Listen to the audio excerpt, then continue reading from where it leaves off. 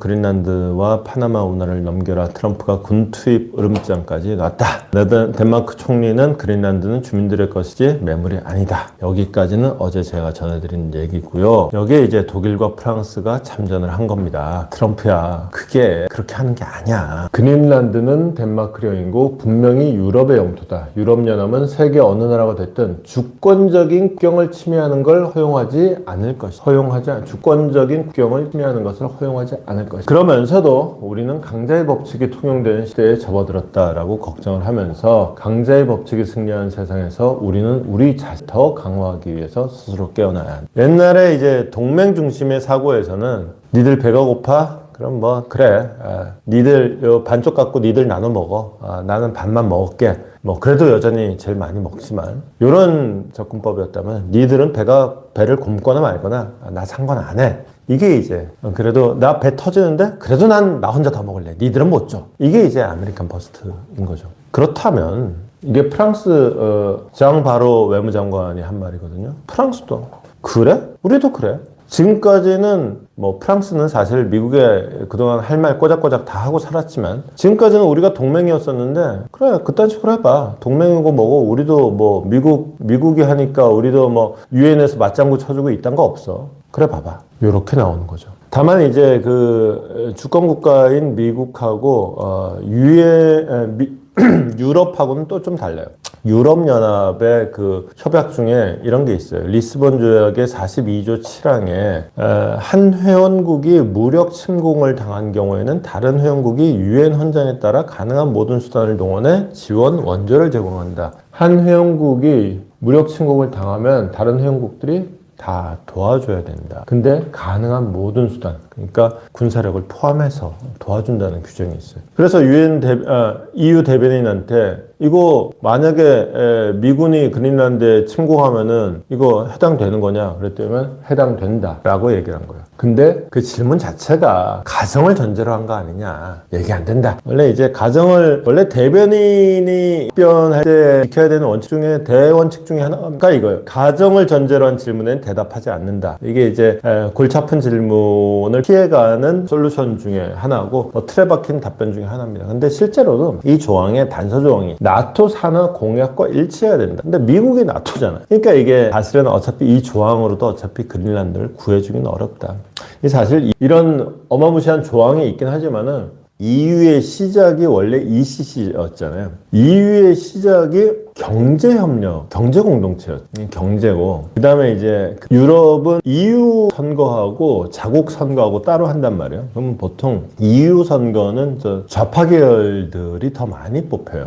그래서 EU가 뭐 약간 기후변화라든가 뭐 이런 좀 뭔가 좀 환경 문제 이런 좌파적 어젠다들이 이런 부분에는 EU가 한 목소리도 내고 좀 목소리도 제깍제깍 내고 파워를 부리는데 이 뭔가 좀 이렇게 안보적인 문제 들어오면 EU는 이제 움츠러들죠. 실제로 EU는 안보를 하라고 있는 집단이 아니라 EU하고 거의 멤버가 겹치는 나토가 있잖아요. 안보는 나토한테 이렇게 맡기다 보니까 굉장히 그야말로 유럽의 치명적인 결과를 안길 수 있는 안보 상황에 EU는 정작 목소리를 내지 못하는 이런 상황 자체가 뭔가 좀 집단 안보 체제 내지는 동맹 체제라는 게 굉장히 무력한 모습. 그래서 오늘 제가 제목 잡기를 나토의 파열음이라고 뽑아드렸어요. 자, 이 와중에 이제 덴마크 같은 경우에는 어제는 이제 판매 대상이 아니다 정도, 매물 아니다 정도로 우아하게 얘기했는데 좀 더 이제 현실적인 얘기로 가고 있습니다. 그린란드가 원하면은 독립은 할 수 있다. 근데 그 독립한다고 해서 그게 미국 땅이 되지는 않을 것이다. 이건 또 뭔 말인가? 갑자기 너무 급발진 아닌가 싶은 거죠. 그러니까 덴마크가 그린란드를 독립시켜줄 생각도 있어? 그러면 뭐 미국 가지 말는 법도 없겠네를 선언할 수 있죠. 사실은 우리가 그린란드가 어디 붙어 있는지도 이번에 그린란드가 논란이 되면서 아는 사람들도 많았겠지만서도 그린란드의 역사적인 어떤 배경 그리고 그 사람들의 마음을 잘 모르잖아요.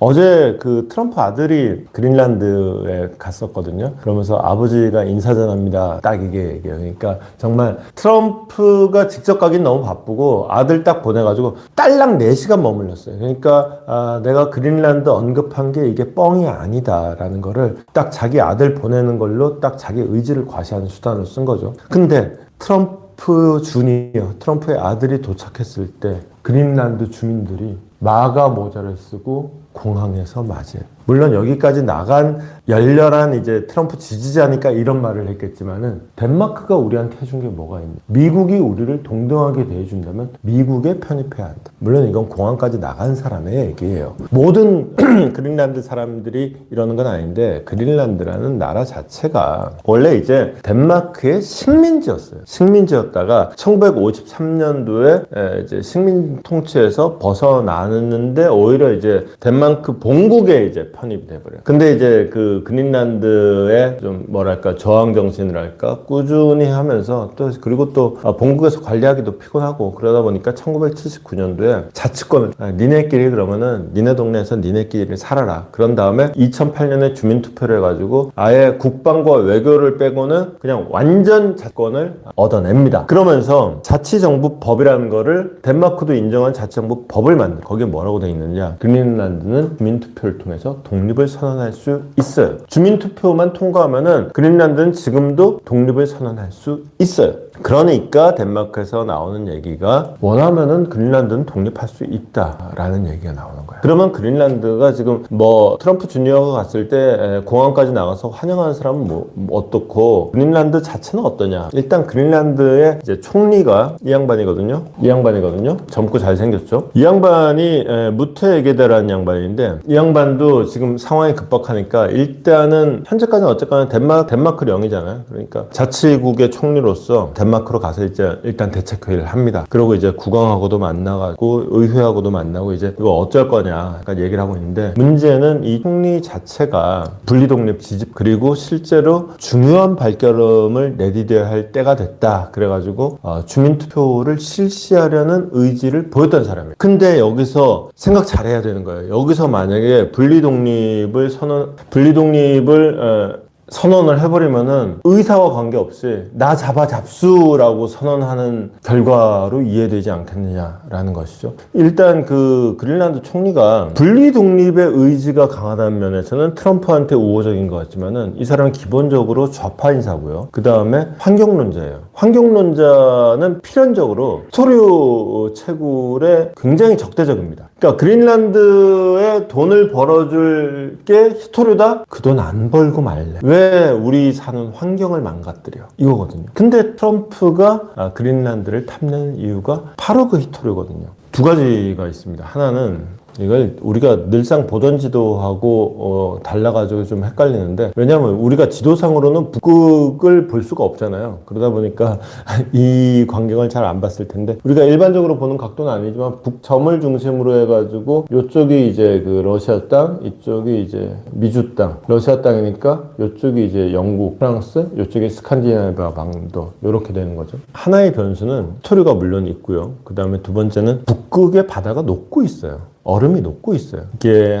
한때 그래서 얼음에 뒤덮여 있으면 당연히 배가 다닐 수가 없죠. 그런데 얼음이 녹는 바람에 옛날에는 얼음이 뒤덮여 있었던 이 가운데 길로 옛날에 이렇게 뺑뺑뺑뺑 돌아서 갔었는데 이제는 가운데 길로 질러서 갈 수 있게 됐어요. 훨씬 더 빨라지고 질러가겠죠. 그 항로의 중심에 그린란드가 있고 그리고 요 주변에서 중국하고 러시아 배들이 요즘에 얼음 녹은 걸 기화해서 빨빨거리고 열심히 다니고 있어요. 이게 우리가 그 일반적으로 보는 지도로 보면은 이 북극해 스칸디나비아 쪽에서 다니는 게 미국하고 뭔 상관인가 싶을 텐데 여기서 보면은 여기서 빨빨거리고 다니면은 미국 바로 코앞에서 왔다 갔다 하는 거랑 똑같은 거예요. 신경 쓰이는 거죠. 요거 이제 이 문제 때문에 하나고 또 하나는 여러분들 익히 아시다시피 이제 히토류인 거죠. 히토류라는 게 이게 우리가 통칭해서 부르는 거고 개별적으로 얘기하면 다 광물 이름이 있어요. 광물 이름이 있는데 이제 통칭해서 히토류라고 하죠. 근데 대체로 그게 중국의 90% 이상 의존을 하고 있죠. 그러니까 트럼프로서는 중국을 못 사게 긁고 중국의 목줄을 꽉 쥐어야 되는데 사실은 중국이 그냥 멱살 딱 잡고 꼼짝마 그랬는데 갑자기 옆구리에 권총이 하나 쑥 쑤시고 들어오면은 그냥 조용히 멱살 풀어놓고 왜 그래? 이렇게 해야 되는 이런 상황이 되다 보니까 중국에 이제 약점 잡히지 않으려면 다른 어떤 대안을 모색해야 되죠. 그래서 그린란드에는 진심으로 덤비는 게 아니냐라는 건데 일단 내일 모레 물러날 예정이긴 하긴 하지만은 블링컨 국무장관이 당장 그거 별로 좋은 생각 아니고 효과적인 생각도 아니다라고 했고 의회에서도 이러쿵저러쿵 말들이 많습니다. 자 이제 그런 어떤 미국 내의 논란이 더 커질 것 같은데 그 얘기 앞으로도 좀 계속해서 이어질 것 같아요.